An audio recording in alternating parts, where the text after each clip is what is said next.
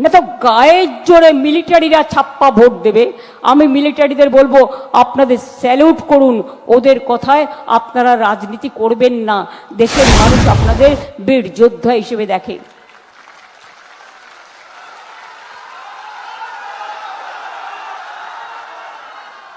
Central force, বাবা সে আবার BJP জিন্দাবাদ বলছে, এখন বলেছে তৃণমূলের কাউকে বাইরে দেখা যাবে না।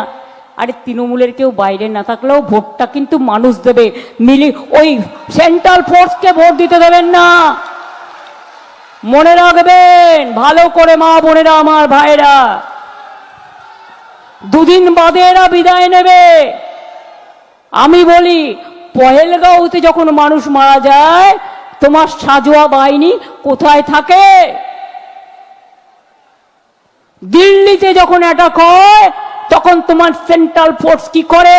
ডান্স করে না কোলাকুলি করে? যত ক্রেতা, যত দালাল, যত প্লেন, যত হেলি, যত যুদ্ধজাহাজ, যত ঢেলি, যত খিলি সব নিয়ে এসছে। বাইরে থেকে 2 লক্ষ পুলিশ এনেছো। আমাদের অফিসাররা যারা কাজ করছিল সব বাইরে পাঠিয়ে দিয়েছো। আর এখানে কয়েকটা দালালকে বসিয়েছো উকুন বাছার মতো করে, যারা আপনাদের উপর অত্যাচার করবে, ভোট কেন্দ্রে যেতে দেবে না, আমাদের ছেলে মেয়েদের অ্যারেস্ট করবে। এই দুঃসাহস কি করে হয়? তোমরা গণতন্ত্র চালাচ্ছ নাকি তোমরা গণতন্ত্রটাকে যুদ্ধে নিয়ে যাচ্ছ? ভোট কেন্দ্রে নাকি সেন্ট্রাল পুলিশ দেখবে, আপনাকে চেক করবে। আবার নাকি পলিটিক্যাল ক্যাম্পের পাশে ওই হরিদাসরা বসে থাকবে, তারা আপনাকে চেক করবে।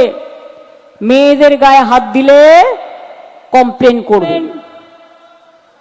মিদনাপুরে শুনলাম কাল ভোট আছে গদ্দারের কথায়। গদ্দারের নমিনেটেড লোকেরা যারা নন্দীগ্রামে জোর করে আমি জেতার পরেও কম্পিউটারের নাম্বার বদলে দিয়েছিল, ইভিএম মেশিন ভেঙে দিয়েছিল, আপনাদেরও করতে পারে। কম্পিউটারের নাম্বার যতক্ষণ পর্যন্ত আপলোড না হচ্ছে, এটাই হচ্ছে ওদের চক্রান্ত। ধরুন একটা বুথে আপনি 4000-এ জিতছেন, আপনার সামনে বলবেন ঠিক আছে যোগ করে দেখাবে, কিন্তু কম্পিউটারে লোড করবে না। অনেক মেশিন খারাপ করে দেবে, খারাপ মেশিনে ভোট দেবেন না। আপনারা দেখছেন বর্তমানসময়.com।